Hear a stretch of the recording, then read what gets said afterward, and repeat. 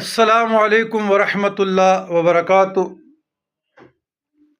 خوږو عزتمندو، که څوک مالداري غواړي، دولت مال غواړي، لوی کور غواړي، گاډي غواړي، حج او عمرې له تګ غواړي، نو د اودس په منځ کې دی دا دعا وی: اللهم اغفر لي ذنبي ووسع لي في داري وبارك لي في رزقي. او د اودس نفس چې کله اشهد ان لا اله الا الله وحده لا شريك له واشهد ان سيدنا محمدا عبده ورسوله وی، نو د دې نه پس بیا هم دا دعا سو پیری وی: اللهم اغفر لي ذنبي ووسع لي في داري وبارك لي في رزقي. دا ډیره عظیمه دعا ده، لویه دعا ده.